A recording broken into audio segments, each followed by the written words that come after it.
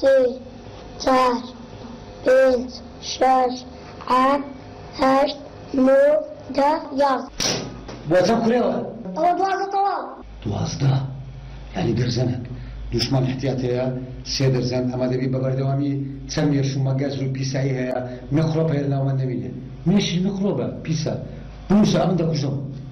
بوسا مش ولا بص مدمنا بس عم بقول ما جاكم بي بس عاد سكرنا قريته ماري بس اشتق ما له عازك بس تتسلكم هسه انا وصل نازل بود معكروني من الله ومقلك لنا ونشور لك مو بخو مشكله من الاول جاب لك ولا زين لو شاريني بحزرها مواصفاتها معلماتها لداعي كان ما وصلنا خدمتك باش بس بزانم لو داعشتو بزير مالا بس داعشتو نعيش دكا نقابل شوا نزيد شوا نعيش مال دكا نجلس شلدا اول شغل يتسواني من يتسواني أودك يا وابزان دارنا دورودي برو قاعد داك تستكا او شو دو حضرتك يا بخوم شو حضرتك ماشي داكوجو كما تيسان باو كتورة دمدن ما كيسا خواردنا بحاضر كم اگر بشر بفعل من كي باشا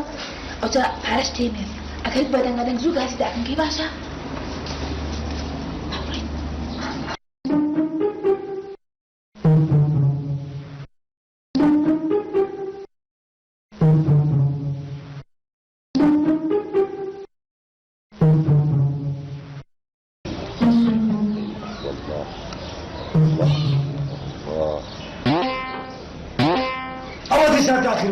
جاب لك خيمات جاب لي زانا ياك ساعات ماشي لك وجب قابل شتيها زرتم شتيها زانا تينا كان معنا دوام السودان هو خدمة ميريان كان زلشي دا شلون قابل دا شلون معاطفة دا كان علاقات حب شر اللي جاب لي تحمل النمط ولا بيا تي امرو شربتها متكر كوبينا اكلوكلا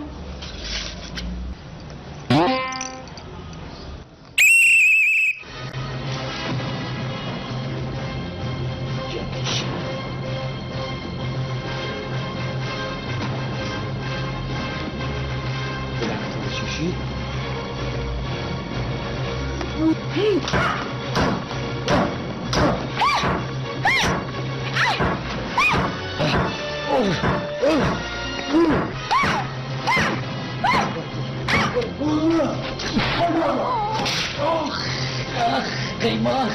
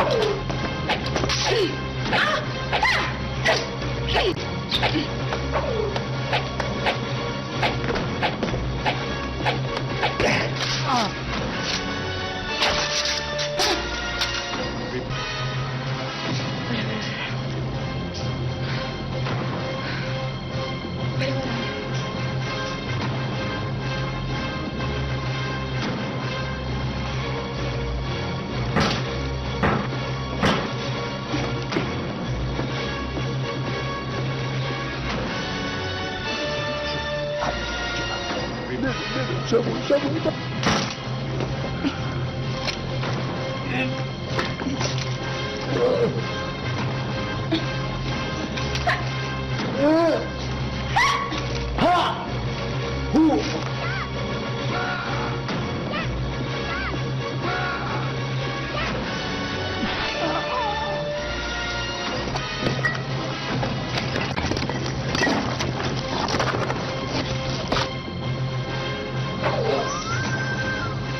السلام عليكم ورحمة الله وبركاته. خيما خان كاك شمو مرحبا ليبي. كان عبد الرحيم حشاري أو شوف يا ابن ماما كخد قال السنة قميشي دريم كولا باش أبو زور باش. زعيد مالي والله مستمر شرا خو بخير بي يا ربي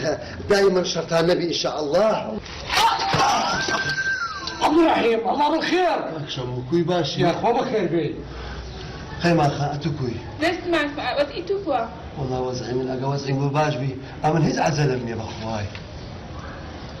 إيه كاك شمو؟ يا خو بخير بك يا عبد الرحيم خوش بسلامت بس بزام قوة ولو ديوارة زبل على خوتك فريدة خواري تساوكم والله أما لبرا يخمين قوما لا يخون فريدة أما دام هم تسيات شو بدم هالجيش مدي كاك عبد الرحيم حشاري هالجيش مدي يا خو بخير بي يا خو بخير بي خوش بسلامت بي وزعتان كوا والله أنا باشي مجهز كامل مجهزن أري والله والله هذا أنقو باش من أمنش أو باش دبي والله يا خو بخير بي بخو بدربينا كتوا خوش بسلامت بي أري والله وعينك كشف شكا خو فريدة زود ساكا خوش بسلامت أنا لبيت تعرف كردي عالمي نا أوه أي زور دور لك يعني نزيك أو نزيك بينا دوربين نيح أنت وانت مشاي قيمة غير كردي نا بس تمشيتم كردي بالرابك يا خو بخير بي خوش بالسلامة. أصلا بابسي برك أيكون أصلا إيه ده باشا هناك خذ ما دمك خيمة خان دانشم ولا برضو ده مفاوضات بحياتك ده باشا خوش بسلامت ماشي كاك شمو وقت بدا كاك شمو لك اوزعي كده براسي ام زور متأسير يا خو بخبيكك عبد الرحيم خوش بسلامت يا ربي خوا قوت بدا كاك شمو اتورا هم روجي بوشم شورو ليرداني كجيان بيسر باش بس بيمبري كاك شمو هم روج او شرقه مشا اي كاك عبد الرحيم خو قوت بدا هم رجل السرباني تعقيب زيران كان ذكي براستي مهمه شي زور زحمتها لبر مكابره شي نفساني ما زور متأثر من بشرينجو لو هاتم لك تانم كدواتا وكل شرط زيادة النبي كاك شمو كاك عبد الرحيم بالله كاشكو قيمة بخوي حزيلة زقزقية حزيلة بروبليما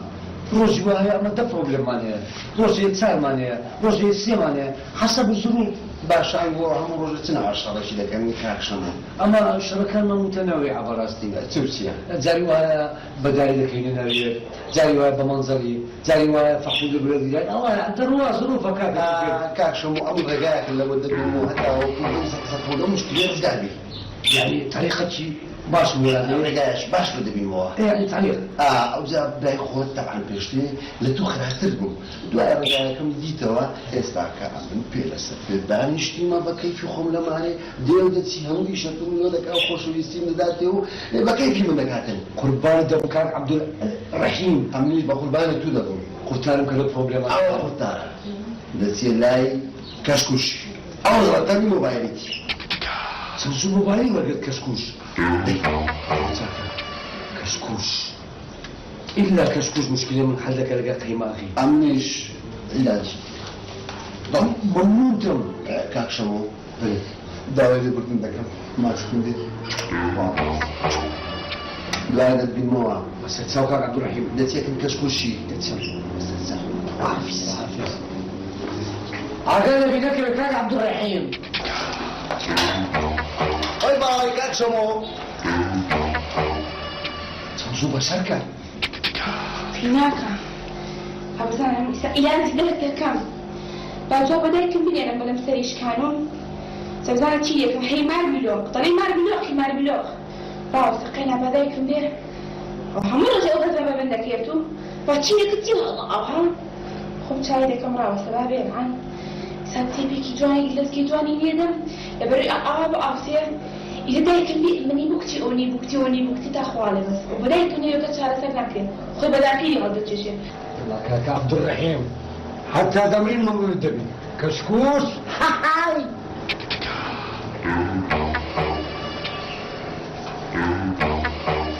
كده أنا أخوالي جاك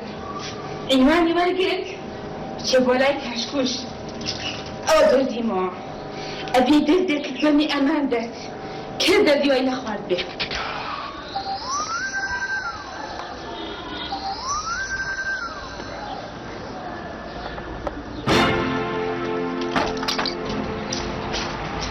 شنو؟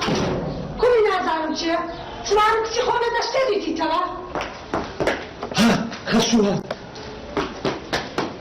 كنتي مشكال يا دم شاي من دارنا كديا دارنا كلا جارم خوي بداكيني هذا الشيء والله ما أعرف لو بدي بكل بفرق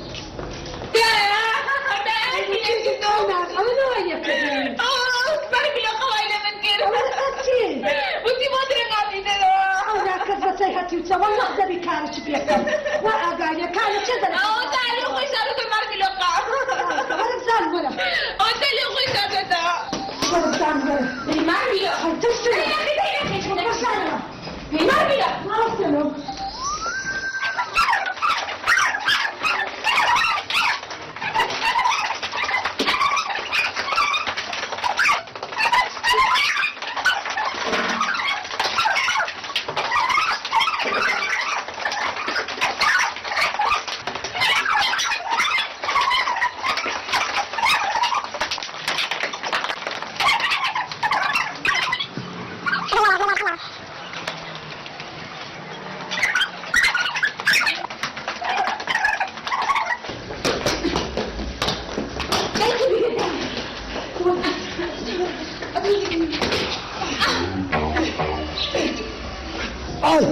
هاي كتب زمير يبدأ كتب زمير أي غوار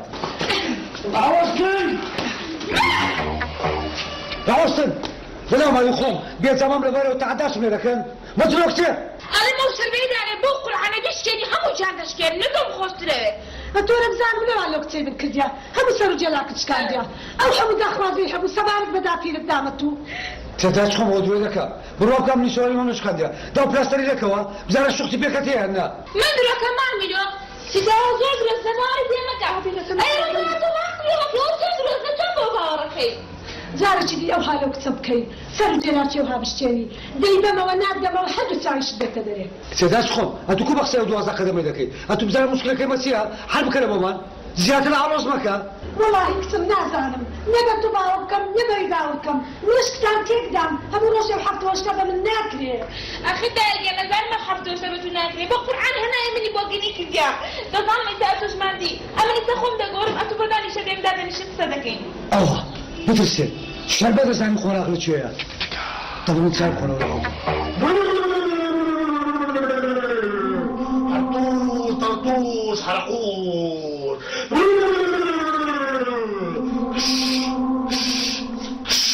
أولا كان شيء دوكسانا شيشمو لما تسيتر دمي برياكم حتى فيكو بتنا اقسام كين يستاهل سندري هبي موت وانا همو لو دبين موا أو تطالحت يعني أكتبها طالحي مني كده أنا والله طالعي تو عشيرته بابو بافير تجي كده وصفيتان بكر دوم دار زوء مهمي بس بزعلم أول شيء غيره وقلوا في بارشة حياتهم حلو تجي كده لون أنا بارش بس مشكلة كم حلقة شي بلي بودكم كم ديت بيد الدمي تخوف راسنا بريم أخوي قابل خود له لكم معكم بس تورا بمبري مشكلته شي حاجة مشكلتي من أولا مادتي غزا قرسي استقدام هيا إيه روشتا رالي بيجنا لبولا بولي دل جرو إيه نأواتا تاخانا إيه ندوميناكا إيه هل روشتا رالي قم نالكاني خمانا هل ماتينكا بمشولا بمشولا هل بلتو بولي دير إيه جارنا ما بدا سيوا خوا ما قتاربم أوها من زمي خمكين نكي بقربان لهم زاني تيام ها أوتا مشلايا سميري بارك هوني ها شكلي شوشي مار ميلو هاي الكرسي عنياتو أم النازل موشتانا بس أوتا الليل مسلم مار ميلوقة استشتكلوا ذي بينو بحياتي خدشتوها للندين بيه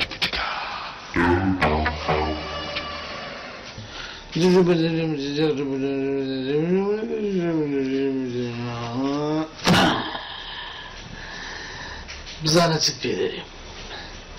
مرة شديني سري دبري تاوكي درديني جوان دي كتي أكنوش تتشل بودكم ديها ناو تنشي سرباني تنجي سربان ها أذي أنا زليدة خويناها تأثير لنقوناكا هيس تأثير لنقوناكا أنقو فرق تاني لقوي سيد زما آوي دخوال لو تانشي أو زبزانة تسيبا سردي أو هذا صوريتن حسب كيما بيلقان تيهردا هيس تأثير ناكا بس بزانة تسيبا سردي لبود زنابد بدري تو نبي كل بقربان دبم كل برد مرم تا أورجا بهاتها بدستي خم زماني بقرتانايا خو ما يجيرم خواردو بدستيوا كسيتو هذا ما يبقى قربانتهم دزاني تيا والله دبي ويلي بكم هم راس قفاتكم باشتو بمبي ساعات سنة بمديوا كل ساعات دي مولدا ساعتك ساعات ساوروا بكوني جوروا كوا خواهی بکرده ساعت 4 سنه حتی گوشتی مرا کم هنا همي بطور هنا همو هل همي بس بقربان لم يشتي كذا هیچ چیزی نداری اپر ماری هم بطور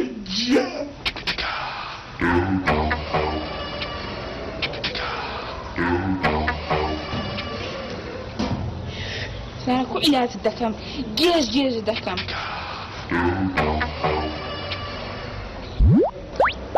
قيمة خان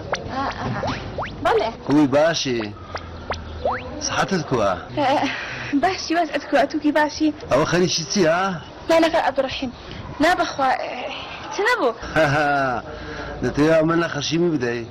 هذه أول ترتيباتك كشكوشي نية أتولى برشم إلى عودك هتاو كوجيلي بكي دتيا عمل خشيم بكي باش باش أو زاجر أمن برشمهم نجو حق تبي بقربان زم لايش مقتنكي بخط تصاني بتأكد من باشني هم رجع الشر معنا بقربان زم تاوكم أتوتيني لك زور باشي إيه بقربان زم نكت بحثناكي إيه باش زور باش قيمة خان باو زارش خاطري ديلانا تيبي بلام قيمة خان زارش أو دوباره بكيوا ها بروابك هندو مندي بيناوي يكسر برشم وجدهم أو زا توا زي ما من دمك عبد الرحيم هيجي شي كارك الدنيا أمن در الخو حافظ خيرنا سوغاني هناري وقت وانا قيني كردواري بم ليلة سراتشي لي من بزاري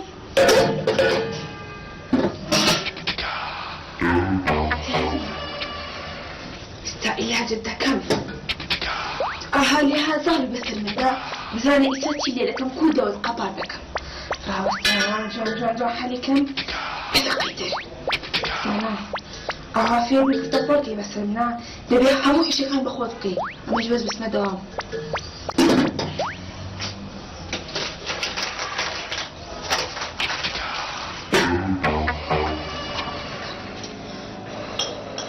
نقول أنا بخوت بقربان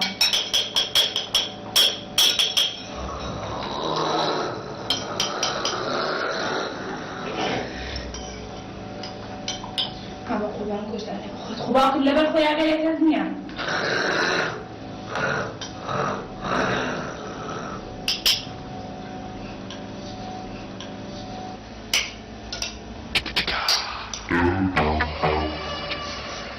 حسب نفسي خم بخورني حسن إلا ما ليش كده يا أو تسبت بطلنا خوي ها حياة قيمة هزنيا ما إدمنا أول تيرا لا خاطري خوشة يا استعمل بدنا نستفدون دروس كل بدي دودي وقباني أنا هذا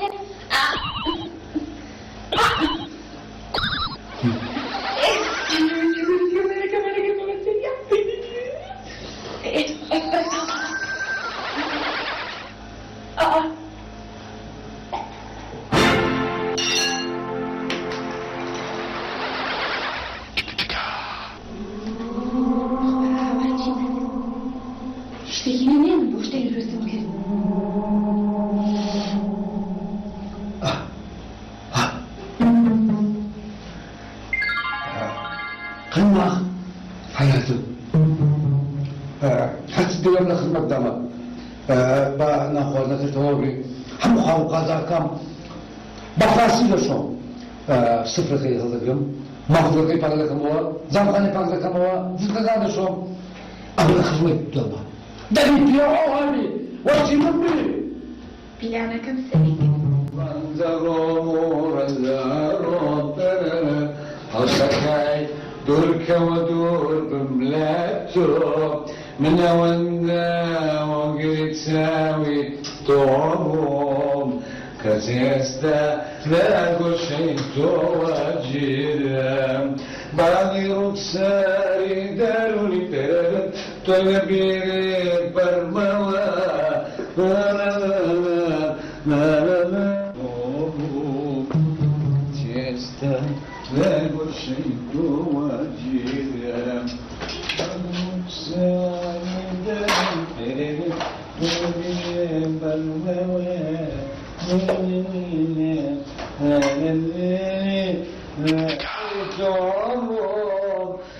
تيستا لا قشين تواجيرا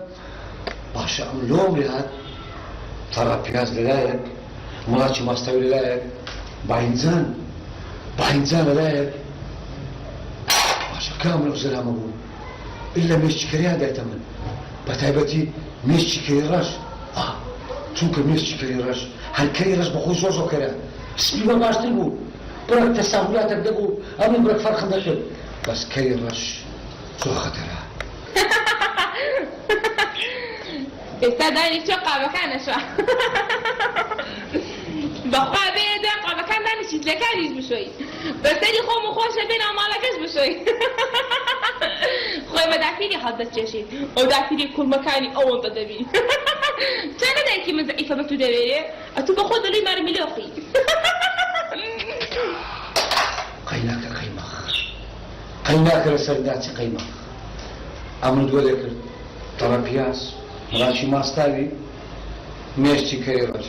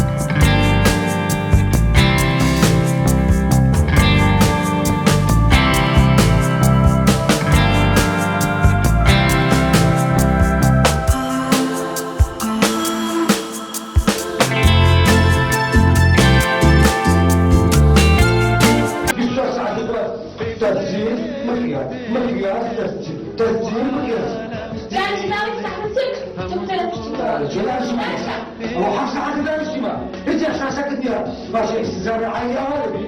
إهمال كنت مغيرة زي نبي ها بس بيجي باشا همو عالية كانت يدي خسيدة جولة بغير خسيدة دانيشيون سيبوزة كان تحسب المكيدة كان باشا خزارة عالية كان بس الله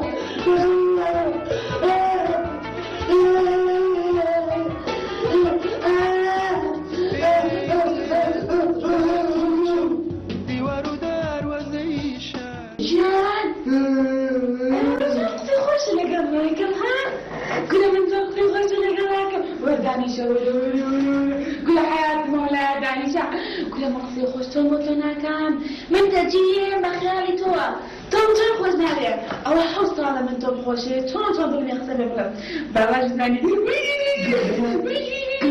سيدو كتنكا علي قلبني مرة كنت مولوديان لدور او سيلا سنبير قيدان دايك حيران اعتباج زانا زر خوشي ماما الماتي زور خوشي بيختي خوشي تومنيكم سيو تشاوك عليك شاي مامز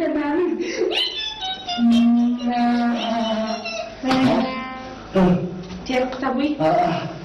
سي خوش تير بوي شو خوش اقصي خوش أزا جويلة بمكلا هذه حياته إذا تجينا خريج سبيل يسوع حضرتي مخلون موتي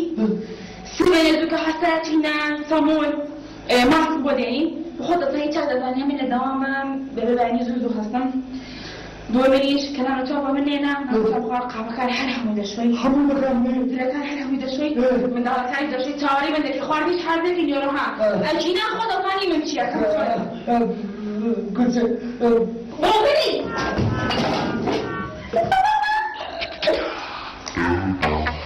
سهرتي عايد خوش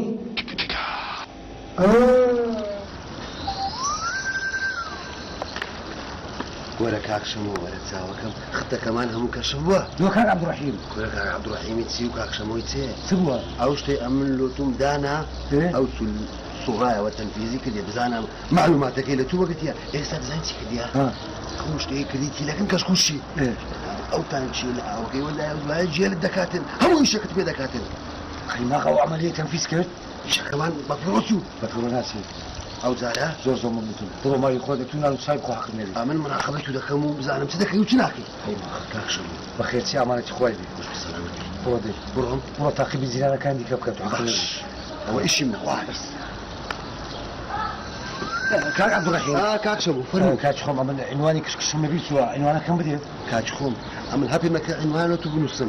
او زارا جيفان بتقد بها قال له خوبي وكم بس بتي الرقم موبايلك ايش مظبوط فهمتي لا قرانك كود الصغير وكود تي مزبوطه دبروا امانتي خوايبي اتوي امانتي خوي بو شكت زياده بيو بلا تربيه دني ان شاء الله برو بخير سيبا كذا بس بينمو ما ناصر دبروا دي برو مش خد بك تاخذ زياره كام قينا تقريبا حطوس طرطوس فرموس اوتا كا اوتا ليلة روي كودر وبابي أزمي من كو ليلة دهات كوها ليلة بالسوري واقل طاسة كامي أقرب ليا بيلا قلتم ليلة بالسوري شو رابو وريرا هاتم ولا راوس تلافك لايتا ايه راوستا دي وردوي هاتم وردوي ورا ايرا وستا يقدك ها دبيني قيمة شربتي دخوا بابي أزمي من حافيتي بحق خويتي وستا كشكوش تساوكم أمن برادركم عبد الرحيم أمن نارتيرا عنوان جناب اشتداء رقم تلفونك يا ترامي خود بقرا وسطايتسر وستا كشكوش بكرت مختصري أمن لبير كرايمة علاجكم لو بينوا مشكلة كان محلك تساريكم لو يعني إنسان شوية من محترم معقولة بكوتا من دستو بي جني من دستو بي خشوي قابي دشو زنتي دشو شمي لدنيا وما طباقة شي محترم ومظبوط استاذ بود العرق بفندقيش بكم روشي دوصد نار ببيتم هاتي ما ويش بدأ شيء ذكي رجل يصدي نار جميع بيباشتين قرشور هم فندق يستمر نوتا بس برو إيش لو كي بس تسخم النبي والله مشكلة خواري تونية بس دبي إيش شو هلا مو بكم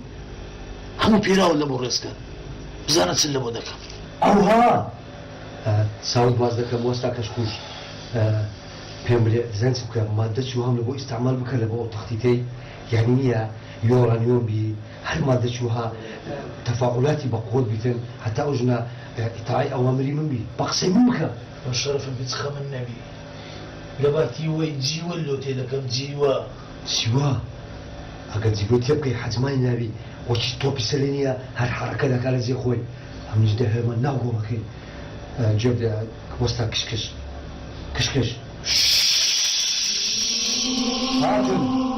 جماعة بخويا هاتم جانا غزا استا من سين وشتلو لكم بلي باشا مشكلة كانت توتيا مشكلة كمان كان دوامي ديتوا يكسر دمي زغلة زغل مشتيكم وهل بودكم كبزوتري كلا دوامي بقرته همو إيشا كاني ماري ووكسار وخراب الرمي ممنونتم مشكلة دوامتي مشكلة دوم أويا قابو قازاقا كان ناشوا زدشي ناشوا يعني بيسو بوخلا يقولوا شدلو هالي ذكم أو قابانا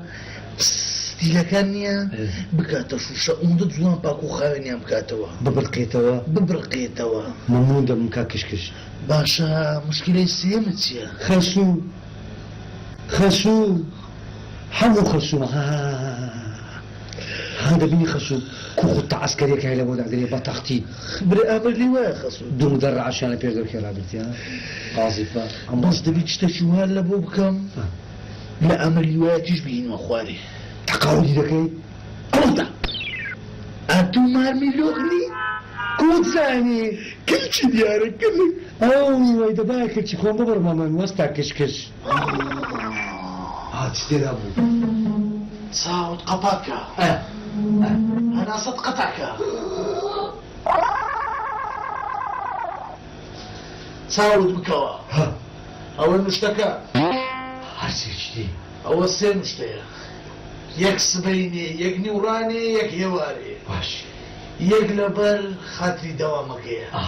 يجيش لبو قاط شوشنيا يجيش لبو أعمل روايك أمر لواء إذا نبي تقاعد كم بس بزانت شيان بسردي باش زوزو من الوسطى ولو وسطاي تتسنزر بتقول كيني وسطا ما دماغ صصد ودري أقرنية باش ممنون وستا كشكش استا ابو درو بس شربي وعمليه نازح بي ياك بسن لما بينا اما بسن بس أقل لي بزنك فرخة ومرخينة ببي دو وبيشيليها بي زول باشا سرتساو دروم وستا سرتساو وستا سرتساو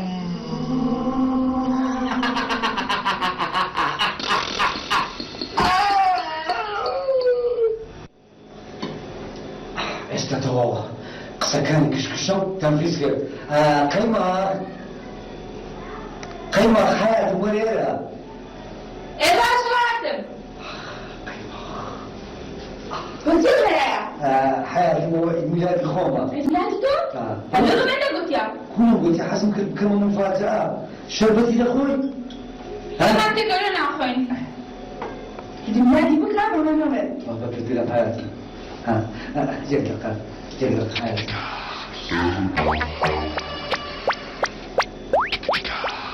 فضل حياتي بخوة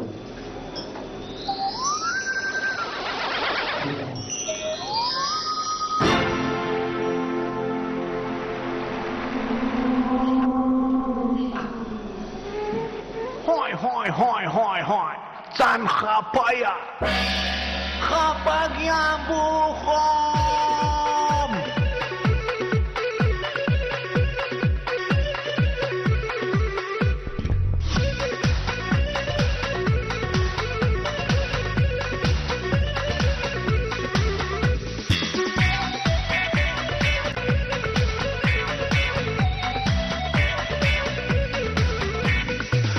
قروي أو مانجايا زوانيا كدوينيا لودكم زورو ما تقالوا زول شنجيلي وبخماري سيرد وجهها ورد رشقة أيداد لدل أمتشكا روح سوق مرمونياني كوم سوري خباني خبانيا بوخو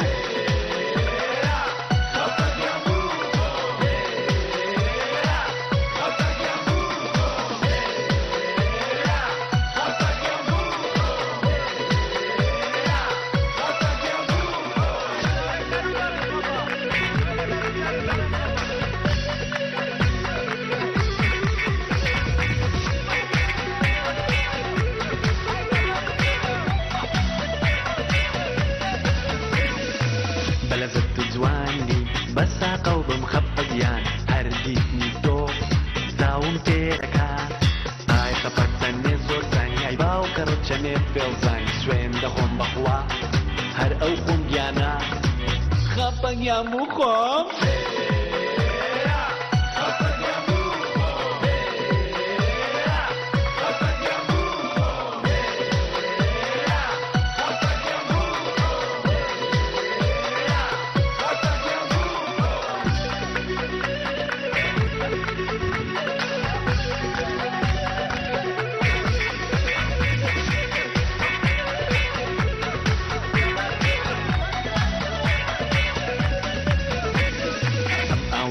خوشا هندا وكي صور خوشا ثم كلستا تو يكمو كورتينيا اگر بدلي شدنيا هيت دو تير مابا يتريد بو انو سنبز ما تيكم بيبا خابا جامبو خو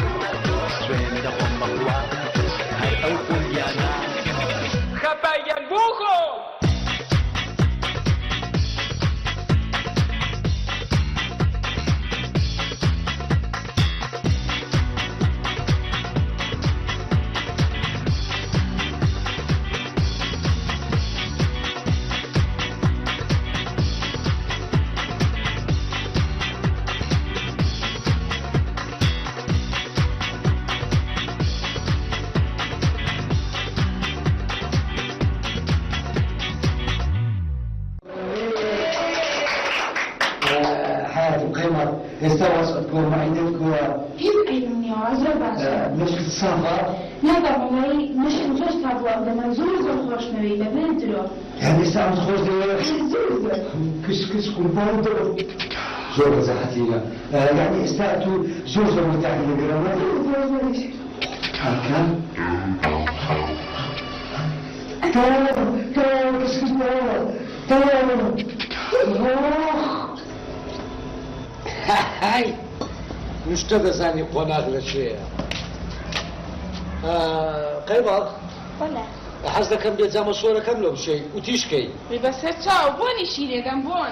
دوار ساعة تقرب منه بين بس حياته أو تهانم توفدنا أنا هاي قيمة غولي لي هذا من ده سمنيش بكا عمل مسيطر ميستا بكامل عفية كشكوش كاتاكا فلمو أولو طبلك برك أويا مخربط يا مخربط زور ما عندي ممروع نفع إذا بطاطا جاية إذا بروحوا فكان جيس بينا بجواني عفية كشكوش أولا مشتا هذا بعالم بينا سبيلا لا أمي بس أول تستكي هو سباري فكان على خملة سربان ما عندي نابي وندي إيش بكي لا أنا كمان دبا ما دام لو تو كمان دبا أنت باشا تبغى إيش تبغى هاي هلا عبد الرحيم ده تاني بيرا سبيلا بيه عمش بيه ما داري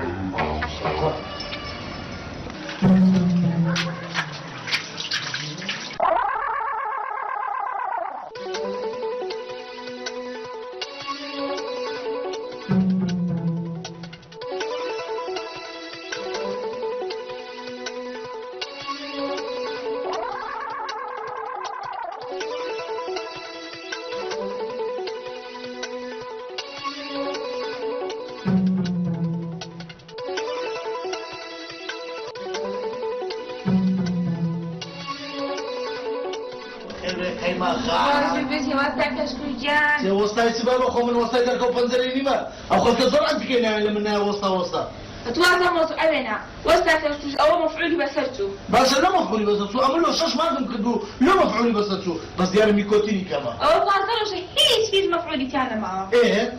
أمريكا متاع كبرتم كلمة لا وتريشي آوا كلمة خوار بنولوي أي بينابو إيه لا أخي غزوات لا ما كيف يخون دهات مدرسهم ساعات سبعات ما دو بهات ما تار وايد وا إستاكانا دميكي فيوت دمك سيلي قولك لبيش يويك ما قصتش دايبري ما قصتش نايبري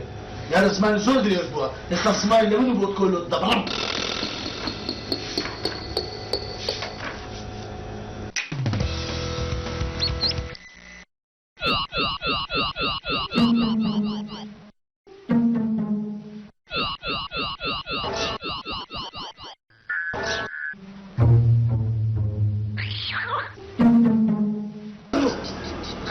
أنا غشيت ختان لقيتي ختان أقول قبل تجارب شلما عبد الرحيم جيراني خوانا تدري كاك عبد الرحيم فرمو كاك عبد الرحيم كاك شبو بله دريم كونا باش نوزع تنكوا والله الشنتين كاك عبد الرحيم بيم اخواني قالوا لا يا اخوان بالي خوتا دباشا يا اخواني يا الله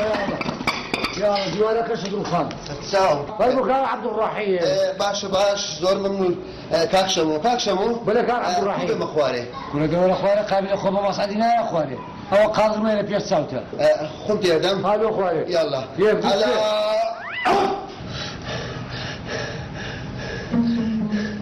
هما خانكوي أتكوي باش بس أتكوا أما زور باشم أجا أنجو باشم أما نيت عزل منيها بس كلها عبد الرحيم بس تبغى خوب بشانة طنبا دينار بايكات عيبيني كاك شمو سيوا إذني شو موضوعته سيوا إذني بخوا إذني بس بأيوة مليوانا شو موضوعته سكتي كل بس تجينا أي خيانة ما بس كنت أقول دينار بلا سلمان أخوي دعوتنا حوشي عالمي كل بس سلامك بلا سلمان أخوي دعوتنا حوشي عالمي بس كلها بس سكتي لين بس بس فرموك عبد الرحيم فيلم كاك شمو سبكم دانش باش فرمو دانش قيمة خان دانشم بلا داني شفرمو قيمة غيتو بليل سو جاجيتي أبو يا سلامي مالما فرمو دانش إيه باش فرمو بس تساو دانشم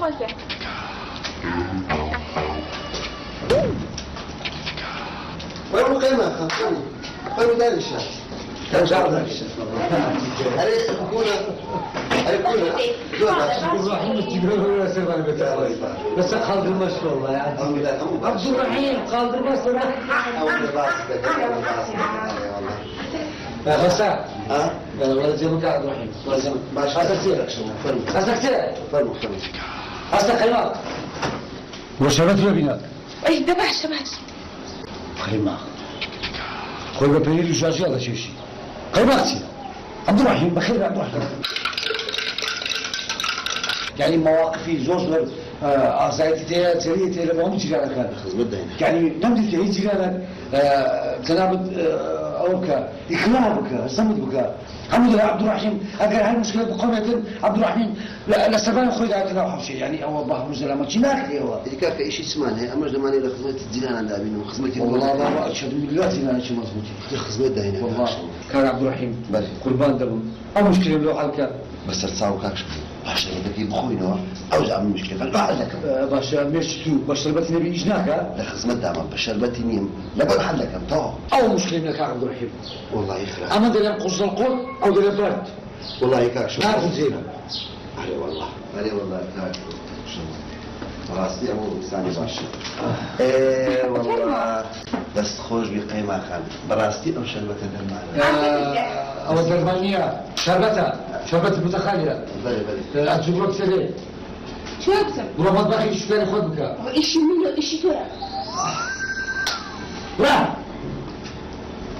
بدي كاك عبد الرحيم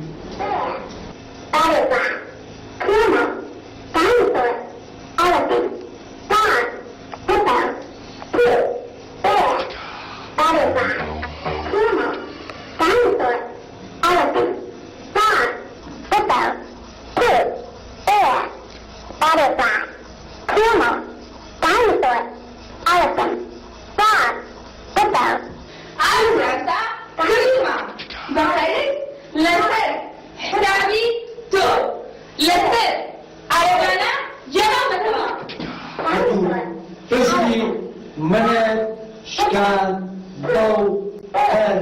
دار نعم باشا قيمة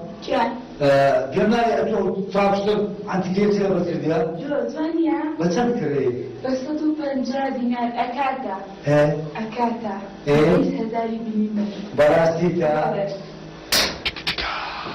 لو من درناني والله صعب أنا بخوم معاش محدودة همو سنة ما كان باري أوتي بدا باري بانكي بدا باري مافوري بدا باري أشياء ومشي بدا سوشواتي أنا فاكر ساوكم أول بمن درناني معاش باشم ناكا مشكلة خودك كل مشكلة من هذا واز بيتر شاكا أبي بخير معك غير زلمة ناكا أما دتالم مشكلة بخيوكم مشكلة بخيوكم بس أما ناتام يكتر إذا بكامل بخيوكم هو كشي من يهي تو واز بيتر شاكا بخير معك يا ديناك بخيو دكمنا ددني بدل باريك فيك بشيء زمان نفر حالي خوش توا كذا بتاع باركي نخاف شوي نتشدني نزل شوي تيجي ما بناكلي ولا بس ما تخالوز بوز اسمع خويا جابر هتوجد شيء موظف إذا تيجي هتوجد معاش ده لما دو قشتو قدر كم بخود ده كيف تسي هذا بارك زاني توا نعم بابا زاني معاش خو مدرس هاوي نبرد او زمان بتكريا واز بيسر شاندا ده معاش وردي قيسك عمي توا جابر دبي ما تعاون يكذب كان مثلا ابو حنفي معاش قشمناك لا مشكلة خدا نبي دبي هتوجد معاش لك معاش من تيكر بكي وشي ما استوي وفي مسجد مالك كم فيك غشيم من غشيم ديما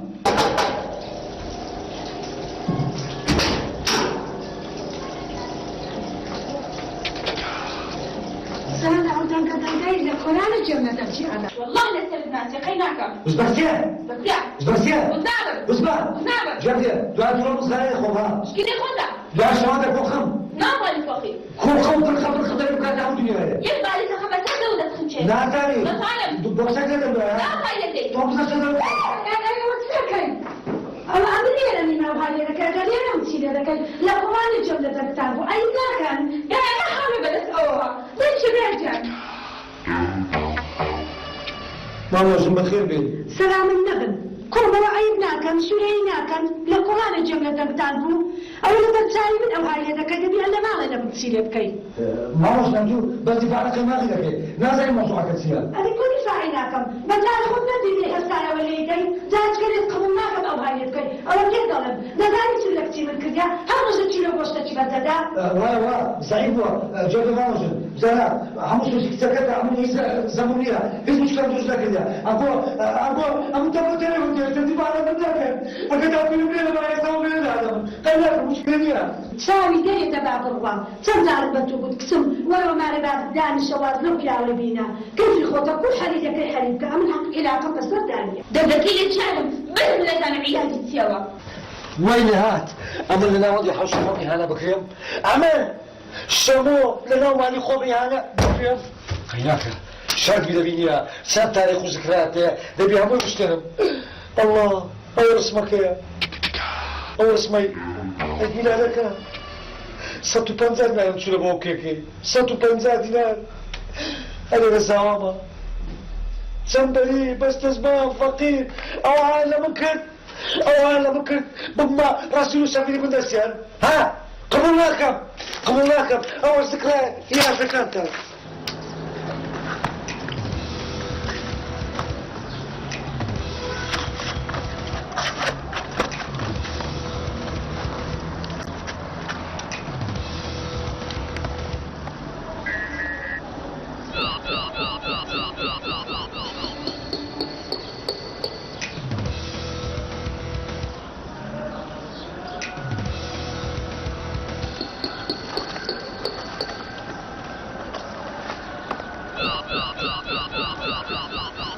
أنا والله جرب يا وقت المناقشة لك كم نقصنا من ذكي فهذا كذا بينا كلها بالبناء هاي قيمة مع معقدة يبدو صوت بنزاي طبع باللي مري انقلاب لسمكة ذكر دينار كوني فيش عم بسيرتو جرب يا بيا مليون كوني يستلف ذكرات انقلاب لسمكة دعاء أتو خذ بشي هذا الشيء بداك خم هذا الشيء بداك سوسي دارش كونية سوسي دارش منها دارش من بمنقولش ناكلوا لينام 12 قدم أوش 12 قدم خذت يا دليل مار بالواقي ماري ملوك صاحبي ترى ماري ملوك يا أموزاي ماريا مار يسكت بالتجاسة أقول أمنا مو مارش كوغا لبوتو حقدي بس هذه ما بس أو تقابل بشوم بزنت شلي لكم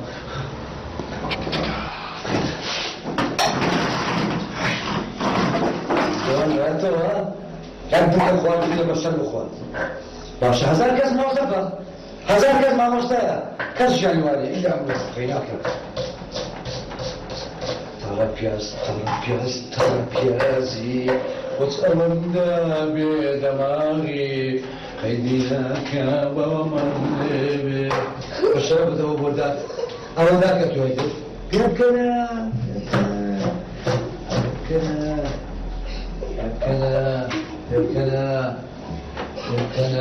ولدي وليس الشوش خصدو حزلك بس جربها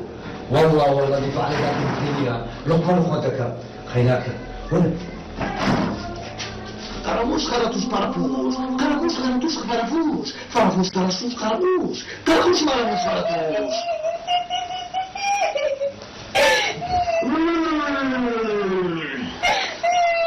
بخير من فريد. فريد يجي تبغى خذ ثاني من قيمة ومرتا. وسطا سكتي ترى من خدني أبي هذا استوى ولا بدنا وسطا. صدق فاضل مو مدروس كذا وسطا أنا. شو بدك لي؟ مشكلة بحركة مشكلة. هذه مشكلة معنا كذا. كيف مفعول يجانبه؟ دزانا ميسا قلت لها بينا دبينا ثانية. أوز متحرك أكثر دستاولها. بشرفهم دلي أوزار ذكري تشبيركم بحياتي خوي ذكري وين تبي باش بمبريهم اللي تتشبر هذا أول شيء أتو كل رقتي لما من أتو كل ده من قصة أو هذه قولي أميش هذا في كيف مفعولي نبو تدرقت يدينا هادو تساوي توما ذاك الدري عاونا موسى صنعتك مش فاهم بديها هو بيد مشكلته كم كيف مفعولي 100 هم الرشا ديو دسي هو زعم لك من قلت لها والله اللي بدك الكتاب بكم هم تلنا وبب الله هذا في خويا دبيني بخير بيخشكم خوش بواسطة بخير أعطي خشكم خوش بيخشكم والله بابا هلا توما ابوي هلا توما ابوي بيومي وسطا باش نخشي ورئيس قد هادي داك وفنزل لكم من تودري وسطا جاب وسط ساوكا هاي وجه ما داك دائما يورانيوم لكن زي تكلم نفس الشباب لا مفعولي كمو لو باشا تشي شامو يدقى أول يوم أشتي خزانة تماما قيمة خزانة قيمة غير كتي بنيلي كتي جاجي ولي ودرشا يعني أتو مارك ملو أتو بيم لي بلانا بيخرج دوي أنا بس يعني يبقى زور باشا يا ولي باشا أتو مير ذاك ياخد خوش ديوي نا والله يتخش من إي باشا لو خوش نهاية بخد زاني دبي شنو مير محبتي يا نبي إيه الدنيا خوش بيتن أجنا شنو مير قدوا علي نابتنا أخي بابا بزاني أو زور دمي دريش زور أنتو نازعين على ما لنا قابل شو أنا جيك ده شو يزناك لسر شو دمي دريشة أو ها ساجل يعني يزناك أنا رامز بسالم والله دري خوش منابي براستيتا أري والله باشا وسط زانسيها كل تنظر في قلتي مالي وسطا مالي وسطا إذا باشا مشكلة ليها وسط بيم لي بلانا شو دفع إلك داعشتي خزمتي لدائرية كان دفع إلك مشكلة مالية أو السؤال لا يبقى دائرة دائرة جاب دي وسط أقل إيش كم لو ترتيب كبزان كوكمية بزناكي مضمون دكي بزنك آه سرتسا أجا مستمر بزناك دودي مؤكد ميع قوي ببرودي باشا أي مرجان درم لماري خزني اللي بينتان هاتسوكو إما بس يعني بينتان تقدر نا بخوا كزنيا كزنيا بيني ما تقدر إيه درم مقصد يعني داكت خوشكت لا بخوا خزنية كزنيا بخوي رزاق أنا رزاق لنا أنا بقرآن بخوي لقى خوي بيسا صد خوزقا بخوزقاتي أخو عشان بينا كذا زماني كي بيوي أمن عبي إيه باشا تقرأ الصورة كسنيتا ميزد بوي كيف سبكم تشارانوس سارة نوس خير أتسبق أخوة كريمة باش دبي إن شاء الله بزانا إيش شكل لبنا بيد موا إن شاء الله بزناكو مرك لذا وسطا ما مليون ها وسط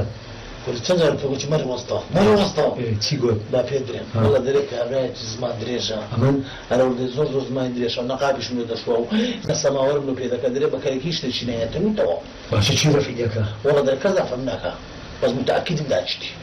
براستيتا تبرس دابا دم تصاوب دخولي برس دابا أو ها فرق أيما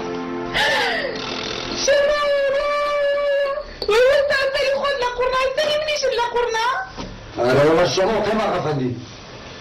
أو كسبوي حمل معاملات انقلابات كسبوا باشا يوم ما دخلت رانا يورانيوم زيو زنزفيل وترتيبات تكتنا وتمشي على الرومان ده تيامي كيفك ها كزنيتي أتو بخوزك كذا نشر بتقول هذا هناك بعيد ميلاد مناسبة تخرج بدو كيف تخوان بس أنا ساعة بتبو جبريل ساعة جبريل ده تيوم مالي باب الضحايا تخش نايبا أخبره ولا ها ما يبيها جبريل ما أكتب من الأخوة ما يستمر ما أكتب كيمنا متزميدة وشاك أم بخور كردم أو ما رمينا أم بخور كرد خاندم راوس ما يكون هذا بابا أجر نعم هذا تكريت خاني كبدن أجر ناس عمل ما قال الشك على قدام مترو واسطة كل تنظر في قدي مرة وسطا تدخل الشموني على مكة ولا باب قربة عالية جبريل أصبر ما يبابد بحياة خوش نايبا ها دوكل على ما يبان لا ما حياتنا من نبيته أصبر واسطة جبريل توش جبريل واسطة كل مرة وسطا جبريل أجيب روح علاقة بس بثلاثة سبور بأفندي أدي فرع علاقة أنا بخد أم ضرب حافيز حافيز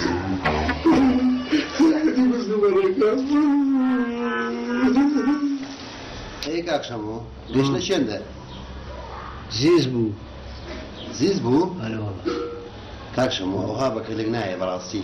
أنقور جنو ميردن جيانا شي زورتان بيكو بتسر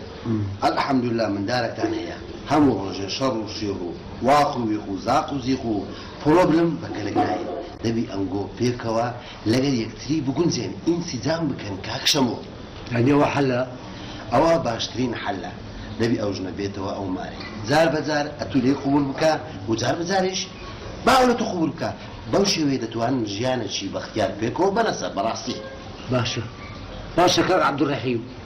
مقصد دەکەم باشە مادە مەقسەم دەکەی ئەم نش دەڕۆم هیوای ژیانێکی بەختەوە تا لەمە دەخوازم سەد چاو چاو ساغبی حافظ حافظ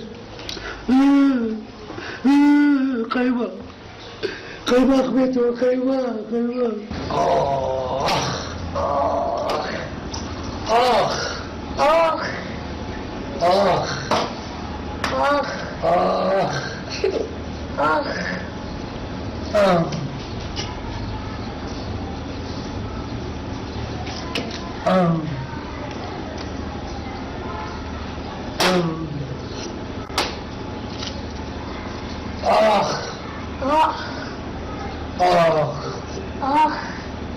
قەیماق قەیماق قیمة باشە کوڕم ئەو ئەو هذا سەسێرە بۆما ئەتو بەبێ داردەژی باشە من بەبێ خێزان دەژین لا باشە ئەم دەکەلەوە کشەوەنی ئێستا داچی بینێتەوە بلێ کچم بڕەوە لەگە ماڵمداری خۆت بژی لەگە مێردی خۆت بژی ژیانێکی خۆش بەرەسەرێ هەر مەشاکل مەشاکل مەشاکل خۆش نی مەشاکل آخ آخ آخ آخ آخ باشی ئێستا داچی بێتەوە خۆشتر نییە با ها با ئەگە بێتەوە خۆت سمێنە دەچێت داواز مەکتەبی خۆت دەکەی ئەوە سێ چار ڕۆژە نەچوە مەکتەبێش آخ آخ آخ آخ آخ آخ قەیماق قیمة بەس بێتەوە جارە ئەمن بە حەیاتی خۆم عاجزی ناکەم مناقەشێ لەگە ناکەم بەس احترام بوو آخ آخ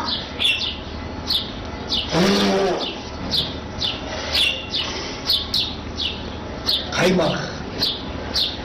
قەیناکە دایی بە هەموو عەقل ئەمە بێمەدووی ئەم دەگەم بسمەدووی لا بۆ خۆ بە بێزانە شۆرەوە بەس بەهات باوە بەس بێتەوە هێر دێرەوە مەشاکل هەر نیهائیە نابیە بیتن لەو ماڵە آخ آخ آخ آخ ئەوە هەژنۆ ساڵە وەزعی منوە هەموو ڕۆژ شەڕ هەموو ڕۆژ هەموو ڕۆژ هەموو ڕۆژ خۆش نییە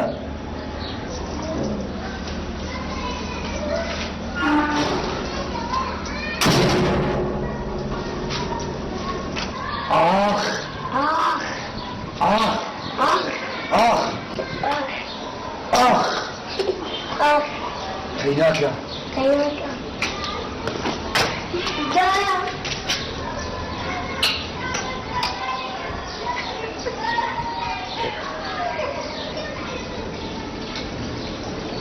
هۆڵاتەوە ها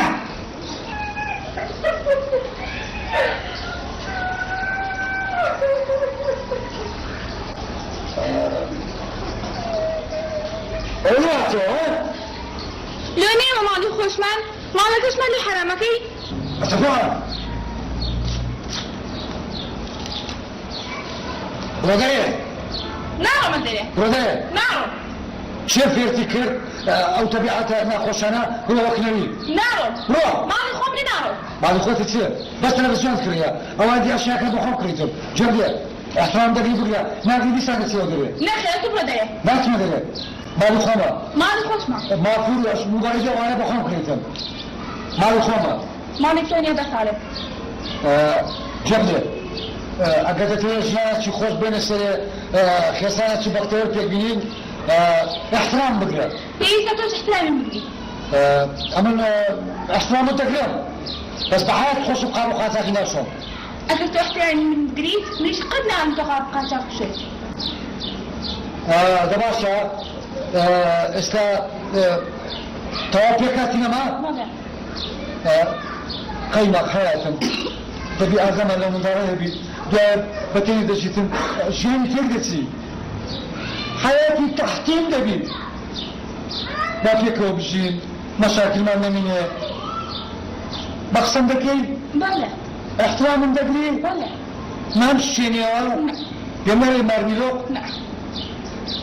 بابا ده بس كبرنا